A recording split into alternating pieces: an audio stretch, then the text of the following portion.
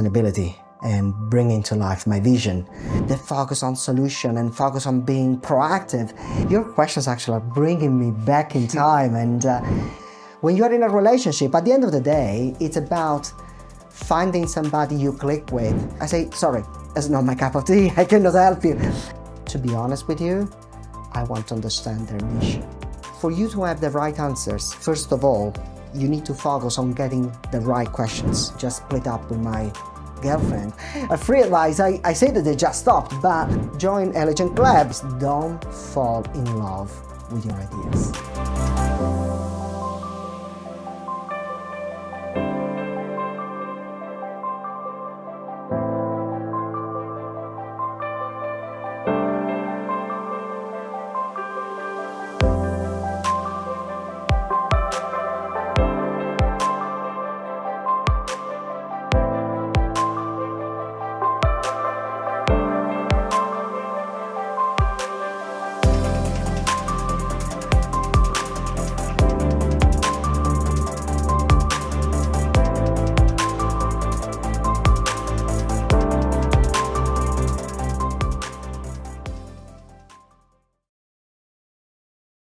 Hello everyone and welcome to this exciting session.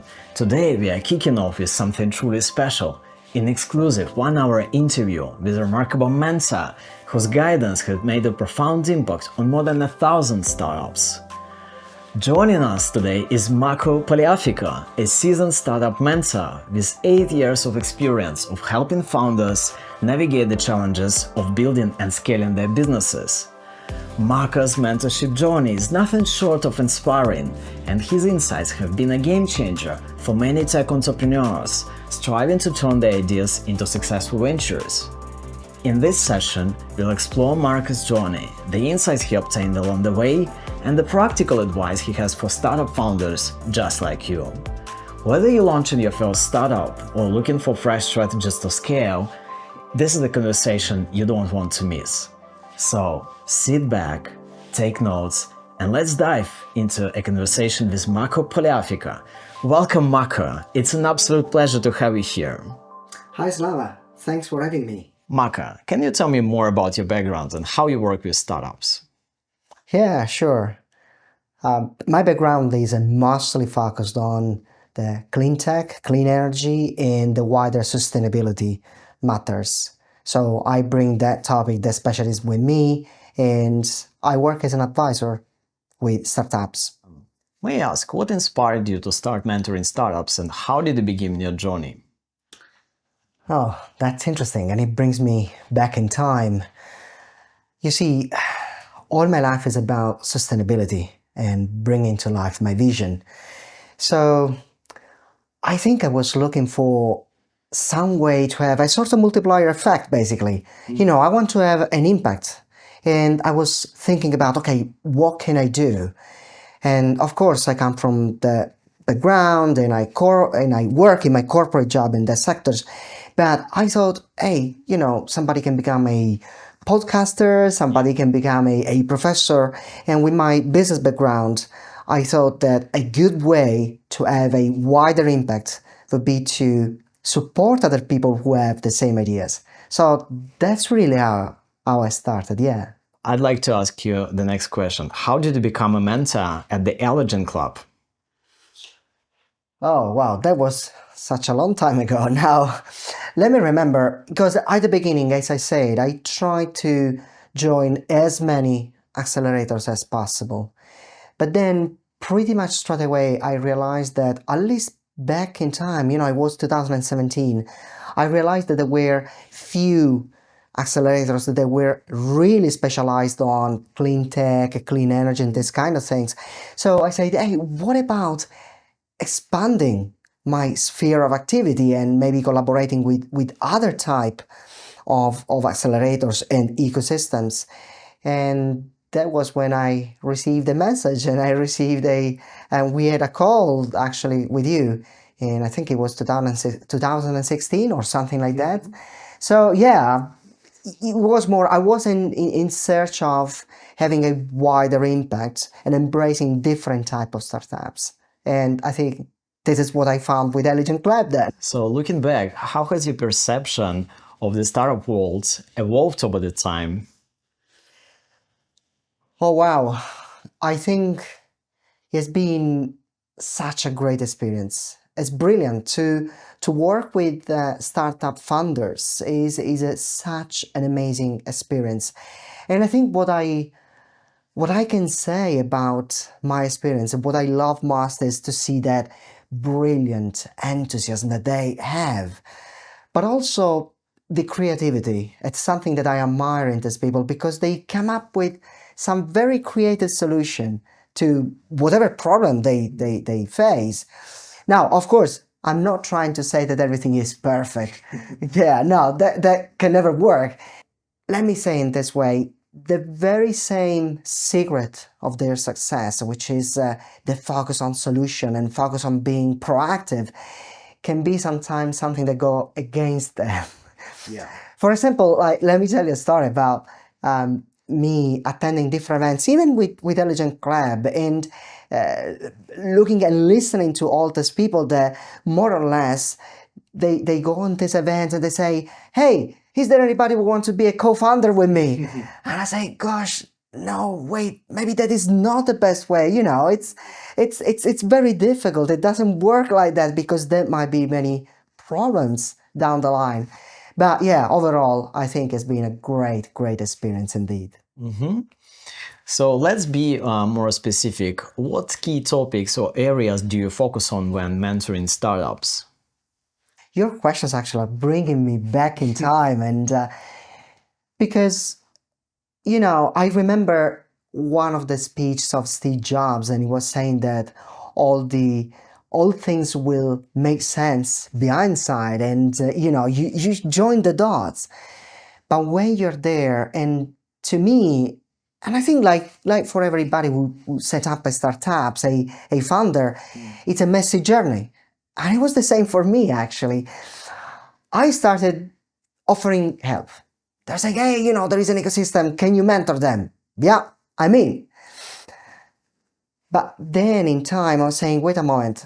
First of all, I cannot claim to be expert in everything. Come on, that cannot be possible. And at the same time, I was saying, what am I passionate about? What is my background about? And yes, I already told you that my specialism is about the clean tech and the sustainability. But then in time, I started saying, okay, I need to specialize in some functions, some areas.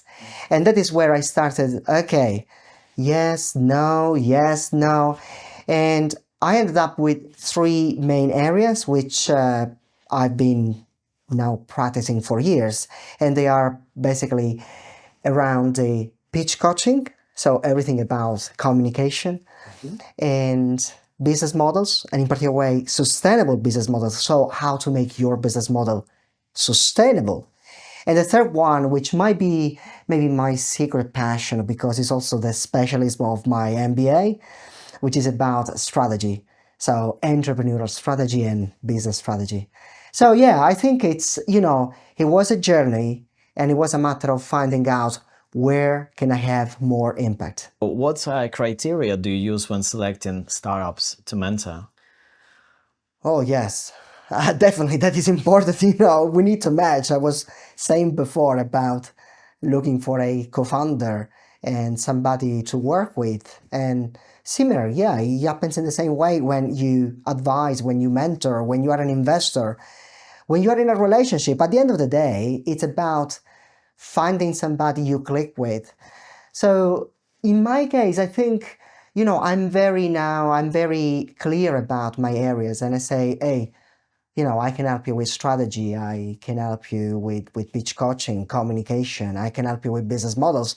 And I'm very vocal about those things. So typically people, they understand whether it's the case or not to say, I think you could be a good match with me. So it's already clear when I meet with them. I remember once having an introduction meeting with a funder.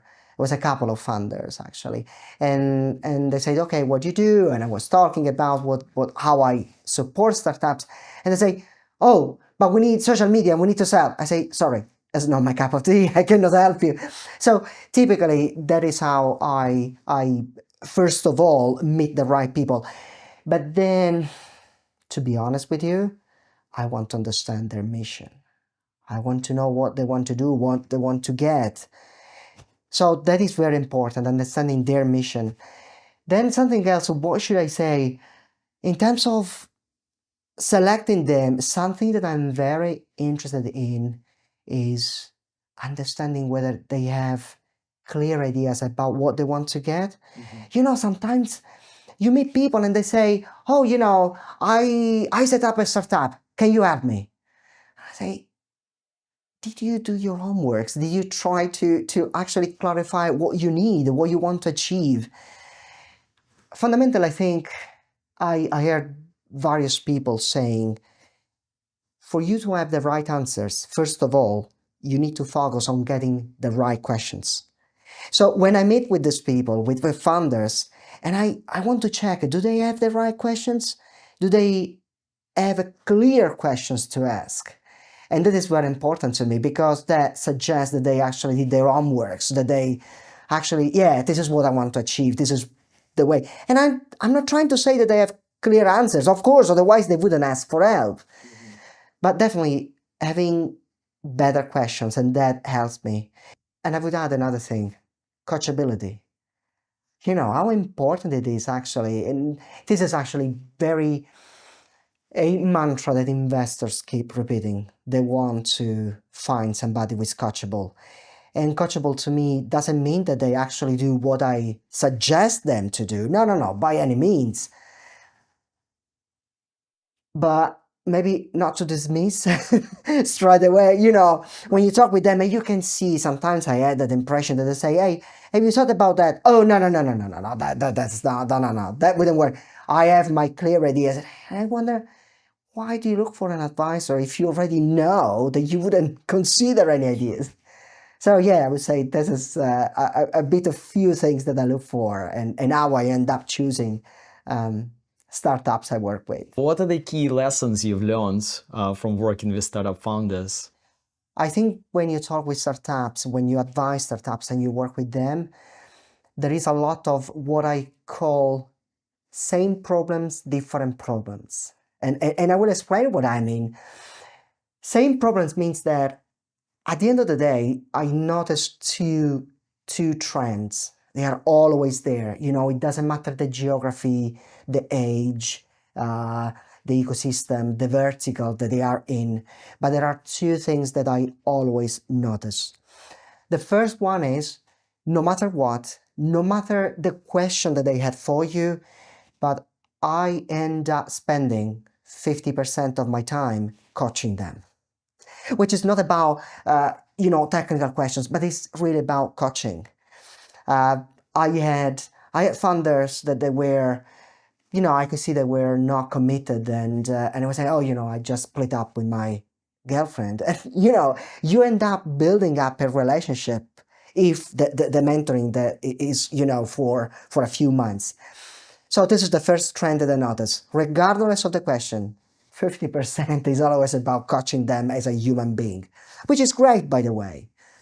And the second trend that I noticed related to the same problems is that at the end of the day, the questions are always the same. If you think about market, growth, team, that is what I want to do. That is their problem. Sometimes they have more creativity and the questions are around the business model, but otherwise it's really how I can put up my startup, build a team, sell my products or services. So that is what I refer to about same problem. But then it comes to the second part, which I find absolutely interesting, and I think is one of the myths of many founders, which is the different problems.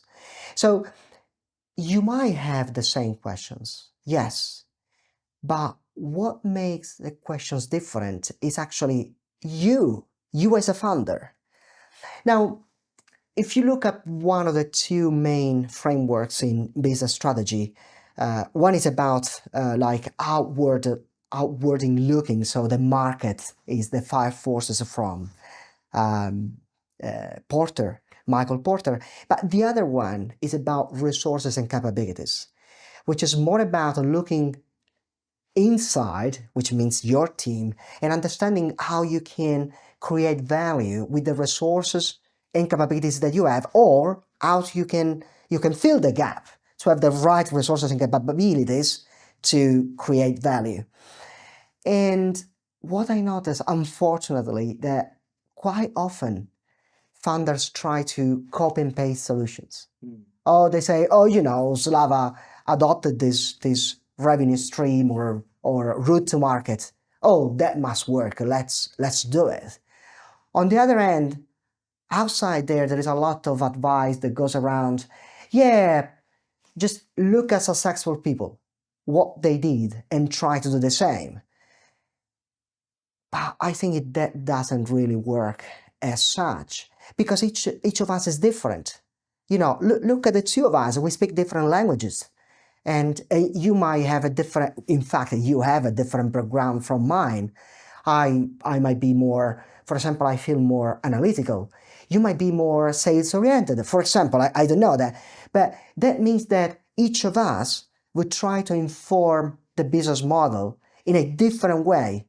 And you know what? As Scott Stern, a professor of entrepreneurial strategy at MIT, always says, there is not one only way to create value.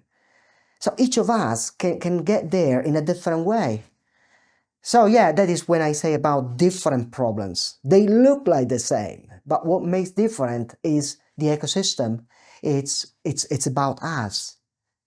Now what comes to my mind is when I was in Cuba. I went to Cuba as part of my MBA studies, and as part of it, we met with entrepreneurs there. But Cuba, of course, is a quite different market from Europe. So they were telling me, oh, we cannot do advertising, we cannot do marketing, we cannot do A, we cannot do B, blah, blah, blah. And I remember me being there and saying, gosh, hat off. If I were here with you, half of my MBA studies would be useless, because you're going to do marketing, you're going to do A, you're going to do B. So I think the great lesson is adapting to the ecosystem. And I think founders need to be very creative and understanding, knowing very well their ecosystem and adapting to the local market. Yes.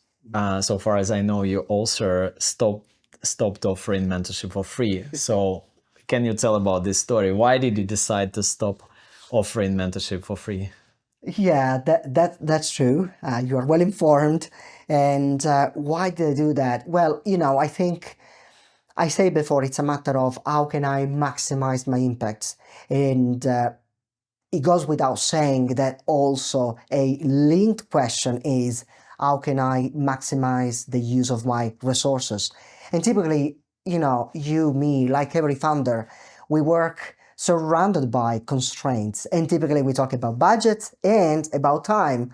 So I got to a point when I realized that I had less time, and I thought that it was better to stop and focusing on a more elaborated way to support people. So yes, that is the main reason why I stopped. It's a way of maximizing the use of my resources and my time. Is there a way to get a free advice from you? Oh, well, a free advice. I say that they just stopped, but well, I assume people can watch this podcast, and I'm trying to share a lot of experience and a lot of stories that I had along the way. What I'm focusing on at the moment is actually building relationships with ecosystems, and in particular way with universities, so as I can deliver lectures or seminars, workshops, whatever that might be. And I think that would be a way to meet with me and have this free sessions. But hey, join Eligent Club. I keep I didn't stop actually collaborating with Eligent Club, and I think that would be a way to have some of my time for free. Why not? Why do you keep ties with the Eligent Club? Yeah, that's a good question, because after I stopped, it's actually the only one where I continue and I continue collaborating with. I think what kept me going on with Eligent Club is the set of values that I found in this ecosystem, and values to me are very important. So yes, I think the values have been first and foremost an important element that invited me to stick to Elegant Club. I would say as well the type of events that Elegant Club organizes, and it's a great thing. So I feel that I can talk with a lot of people in one go, and I can maximize the use of my time, and I really enjoy the events. And then why not? I should mention as well the bond, the personal bond that I created with you and the founder of Eligent Club, I mean to say, and that helps a lot. So yeah, I would say these are the three main reasons why. Right. Yeah, thanks a lot. And as you said, for the Eligent Club, it's very important to have this shared vision and values across the community members. But in principle, how important to have the shared vision and values between a founder and a mentor? Well, if you ask for me, I really have a short answer here. Massively. I couldn't say any different word. To me, it's very important. Otherwise, I would feel like I'm wasting my time. In general, I think everybody thinks like that. But I don't want to talk on behalf of every advisor and every mentor, but to me, it's massively important. Yes. So no doubt about that. I know, Maka, that one of the key topics or areas of your work is sustainability, and you prioritize startups with the sustainability topic. So why does sustainability play such a significant role in your mentorship philosophy? Yeah, you're right. Sustainability is massively important to me. And why? Well, my life, everything that I do is about my vision. And my vision is when I mention that, I typically say it's as simple as or as damn complicated as the following sentence: a sustainable and ethical planet with 100% renewable energy and sustainable tourism. Of course, this vision encapsulates, it embeds my passions and what I like to do. And everything is in my life revolves around my vision. I choose my corporate jobs uh, guided by my vision. I choose the startups and the activities. And in fact, I told you I started because of looking a way to have more impact. And even look, even my savings, the way I save money, the way I invest my money, it's guided by my vision. So everything is about my vision. Why should I keep aside for my advisory activities? And so yes, it's massively important because it's at the core of my vision. And I devoted all my life. I decided to devote all my life to bring to life my vision. Marco, I know that you are not just a mentor, you're also an entrepreneur. Can you share your story of building a sustainable business in Portugal? Yes, it's true. It's true. I typically say when I have presentations, when I do lectures or seminars, that is the third stage of my life. I started with my corporate jobs, which by the way, I keep having my corporate job, and then I went into the mentorship and the advisory and working with startups. And then I said, hey, why shouldn't I practice what I preach? So, it was a way to really get my hands dirty, if you will, and do something about it.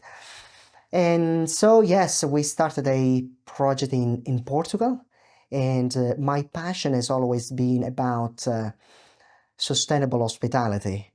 Now, it's interesting because sometimes people tell me, oh, why hospitality?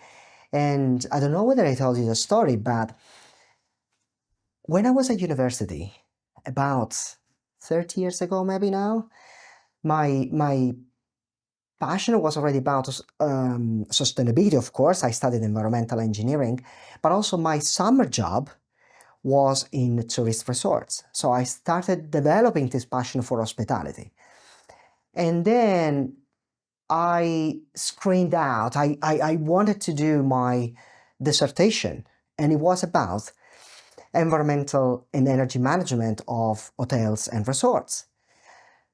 So about 20 years later, that is what I'm doing. I'm doing in Portugal an MVP of a sustainable boutique hotel. So that is what I'm doing, and that is my first project. But hey, it's important to say something. People sometimes say, so are you an hospitality entrepreneur? No. I don't even want to be called an entrepreneur, in an hospitality entrepreneur. I'm a sustainability entrepreneur. And I know that it might sound like just changing the order of the words, the way we phrase words, but to me, it makes a huge difference. I'm a sustainability entrepreneur that applies the sustainability in every sector, in every industry, and it happens to be hospitality because in the past, my passion and my summer job was about that. So yeah, that is where I come from and that is what I'm doing. Thanks a lot for your story, but you also know that sustainability is this big trend in the startup world, right? And sometimes the sustainability word used as a buzzword, and sometimes it's very tricky to understand what does it mean, what's the definition of sustainable startup. Yeah, I agree with you. It's used, it's a fashionable word and sometimes is, well, very often I would say it's misused. In fact, when they ask me about sustainability, I typically say that we treat sustainability as the lipstick before going to the party. And, you know, lipstick or a nice dress or perfume, whatever you can think of. But it's something that we think we can add on top of who we are and what we do, just to blend this core image of us with something that is more fashionable. And I have to be honest with you, this gets me a bit upset sometimes. Let me share a bit of a more than a story, a reflection, and this is part of, I have a nice lecture which is about sustainability and leadership, which I delivered last year to the American University in Rome, John Cabot University. And actually, I'm going to deliver the same one 1 month from now at Coventry University here in London. And in that lecture, I always make a comparison. So I always tell about the digital business model. And I say, and I remember when people maybe like you and me, maybe more me than you, when we were younger and we heard for the first time the buzzword about digitalization.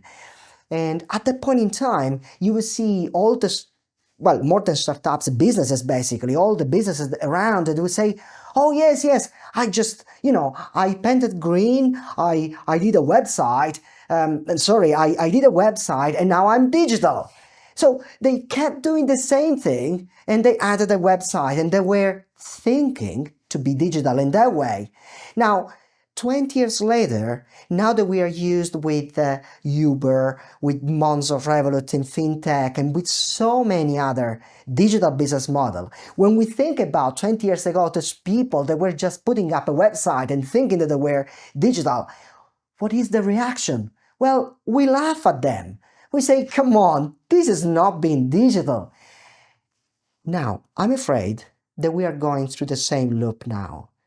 We expect to do the same things in the same way as we have always been doing, and just we say, oh, we just I don't know, we paint the website green, or we put the words green somewhere in our mission or whatever, and we think that we are sustainable.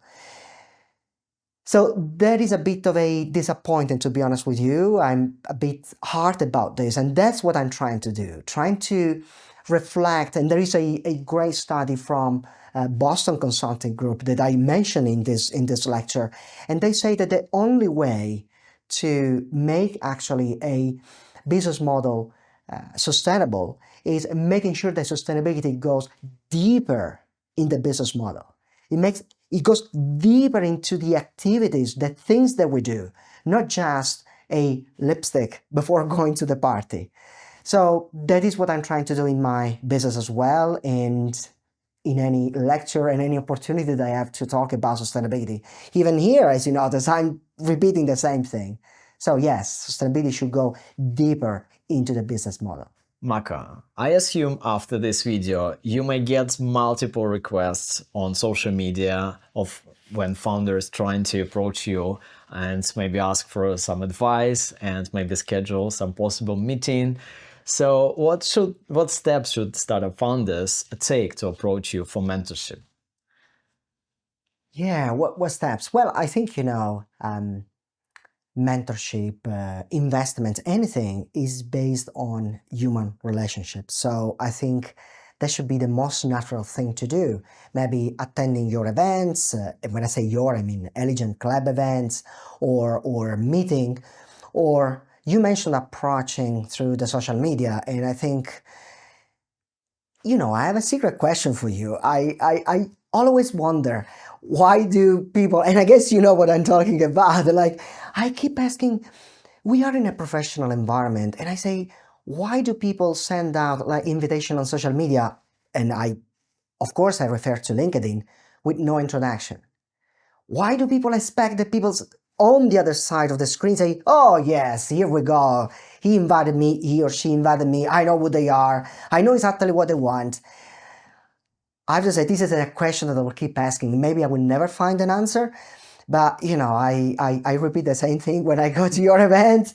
So I would say, business is based on human relationships, and I would say founders should do what they should do in any professional context: approaching, introducing themselves, having clear questions in mind. Many times it happens actually after the Eligent Club events. Oh yeah, they invite me and they say, and I ask them, so do you have a question? No, not for now. I will let you know. And the discussion ends there. So I think it's anything that they would do in any professional environment. Being polite, being professional, introducing themselves, making sure that they have questions to ask. Right, but this first message or introductory message is just the first step to build a relationship with a mentor. What do you think founders should do to build a strong and meaningful relationship with their mentor? I think the most important thing for developing a good relationship is showing commitment. And there are so many ways to showing commitment. It happened to me that sometimes people would not show up to the calls, which I guess I shouldn't need to say that is not the best way to, in a professional or human context, as a matter of fact, to behave. So showing commitment means valuing the time of the advisor, the mentor, the investor, whoever. Showing commitment means preparing the questions. Showing commitment means making sure to convey that you are engaged in the discussion. And I think that is very important. Another thing that I think of, and this interestingly, it happened as well, not with me, but somebody else was mentioning at the Eligent Club, but I noticed as well, is valuing the support. And before you're asking why I stopped offering free services, and I was thinking right now that it might be, maybe it doesn't happen always by any means. I'm not saying this is the rule, but more and more I notice that sometimes whatever is free is not appreciated enough. And valuing the support that you receive from people around you, whether they are organizing the events or whether they are, putting the lights to organize a podcast, everything. We couldn't do our job without so many people around us. So valuing and being grateful for that support, I think, is important. And last but not least, I was saying being coachable. And as I said before, being coachable doesn't mean that you say, let's do A or B, and I say, oh yes, of course I will do A, B, or C. Now, that is a dog that does that. No, that's not what I mean. But definitely showing that you consider, that you reflect, that you are open to brainstorming new ideas and new routes to success. So yeah, that is, I would say, there would be 3 advice that I feel to share with founders to engage and build a good relationship with mentors. And Marco, what are the major red flags you observed in startup founders? Yeah, I mean, I could recycle what I already said before. You notice people that come there, and I think I mentioned before, they say, oh, thank you, you're a mentor. And this happened to me a few times. Look, I don't know actually how mentorship works. So can you tell me more? And in a age, in a time where you have Google, ChatGPT, come on, you tell me that you know how mentorship works, and you tell me that you cannot look it up on Google before. So, this is a big red flag. People that show up and don't have questions, don't know how to build the type of engagement, but also people who do not follow up. Why not? I mean, people, you ask a question, you agree on something, you say, okay, so do we agree that this is a good step for us to work on? Oh, yeah, of course. And then you meet next time, and what happened? Nothing. And then you say, okay, no, that's fine. There are so many things that happen around our lives and our startups. So yeah, let's try again. So we agree steps, and you say, yeah, let's do A and B, and you say, yeah, is that good? Oh, that's fantastic. And then you meet the next time, and what happened? Nothing again. And you say, okay, that maybe is not what we are here for. That's not good sign of commitment. So yeah, these are a couple of things that happened to me and that suggest, or at least they are red flags to me. Yeah. Right. And one of the key topics for founders is investments. In your view, why do so many startup founders fail when pitching to investors? I think because they don't speak the same language. And it really goes down to speaking the same language. You see, you and I, for us to understand each other, we need to speak English. And if I spoke Italian and I happen to be Italian, possibly you would not understand. Well, I say possibly because maybe you speak Italian, and I see so many funders that approach investors, but in their own way. And let me tell you something I actually used in our seminars in Eligent Club. I have my decks around pitch coaching, and I start with a slide where I mention a book that I really loved, and I think this book really changed my way to understand life. It's a book from a Nobel Prize, Daniel Kahneman, and the title of the book is Thinking Slow and Fast. And I use this analogy in the pitch coaching seminar because basically I say, Daniel Kahneman in that book talks about our brain working in 2 different ways. He talks about 2 systems. And I say that there is one system that is always the reactive one. And, is prone to biases, is prone to errors, but is very, very reactive. And then there is the system 2, which is more elaborate, thinking through and very slow in making decisions. And then I typically say during the seminars, I say, do you have idea why am I talking about these 2 systems? And I say, let me give you a clue about that. Now, system 1, in the words of startups, is, hey, I'm so enthusiastic. Look, I have the next Facebook. You really need to invest on it. Does it give you a clue who could be the system 1 type? That is, of course, the founder who goes there and approach an investor thinking to sell the idea. And then there is the investor, which is actually the opposite. It's system 2. It's much more elaborate. It's slow. They don't think in terms of ideas. They think in terms of risk. So you try to sell an idea. They try to minimize the risk. And that is where I think that founders fail, because they speak completely a different language. They go there expecting to convince them, but that is not how it works. And yeah, I think this is one of the many reasons, but the main one, I would say. Of course, there are other subtle reasons why, but I find this a very common mistake on the side of founders. So what are your top 3 tips for startup founders to succeed in 2025? It's interesting that you say about 2025, because I think that the advices that we give as mentors, they have no time. They will work next year, they work the previous year, and they will work in a decades from now. First of all, I mentioned that sometimes I see founders going there, hey, do you want to be my co-founder? I think that people is one of the most important aspects of building a startup. Building a team, building the right capabilities. So the first advice is focus more on people, because people are the most important asset that you have at the end of the day. People will solve the problems. People will find a way to market your solutions. So focus on people. This is the first of the advice that we say. The second one, and this maybe goes back to, I was thinking about business models and the copy and paste approach that many founders have. I would say my second advice is really use more your creativity. Try to find a tailored solution. Try to understand why other solutions that have been proposed to the market worked and why they might not work with you actually.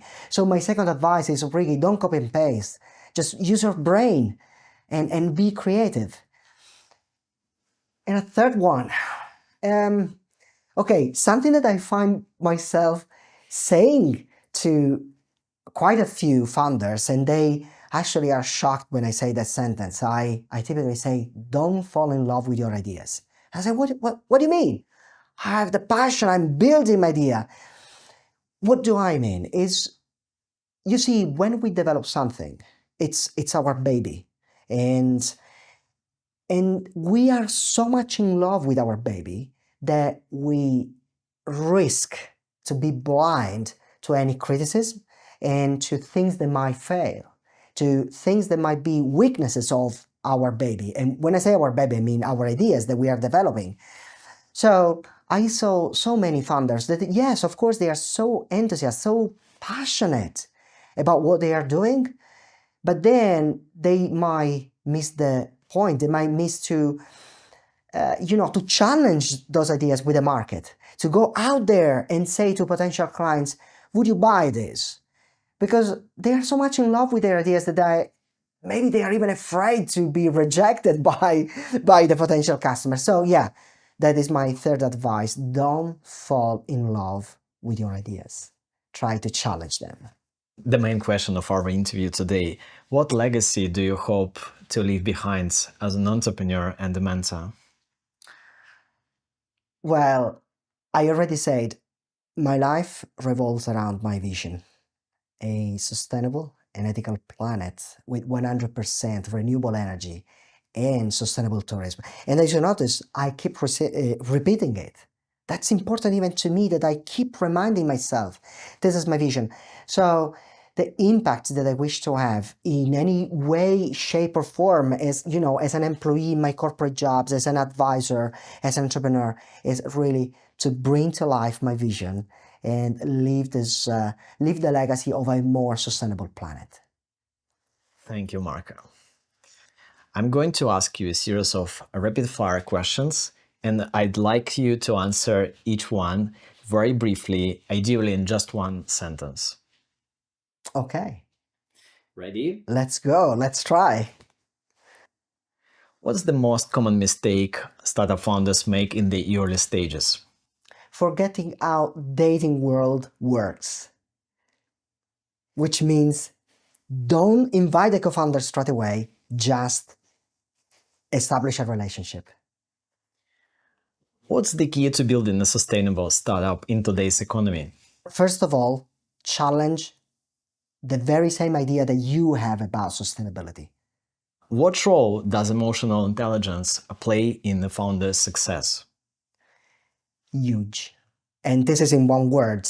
And if I can expand a bit more, I love one of my preferred authors is Daniel Goleman, Harvard professor, and he's a specialist and very renowned author of emotional intelligence. And you know what I think? We are in an age where in a few years' time, most of the current jobs will be completely replaced by AI. What we'll be left with is the human side of it. So, I think emotional intelligence is critically important. Yes. Why do some startups with great ideas still fail? Oh, that's easy because idea is just part of it. You need execution. What's the best way for founders to approach investors? Let me go with an old saying of Silicon Valley. They say if you look for an investor, you will get advice. If you look for advice, though, you will get money twice. Which means that if you focus on building the relationship, you will get the advice, which is valuable on its own, so it's like money, and you will get money. So you will get the investor on board. How do you balance innovation and practicality in a startup? And sorry because I cannot make in one sentence, but I think that when we think about innovation, we think about radical innovation. Whereas in the words of strategy, we talk about disruptive innovation or incremental innovation.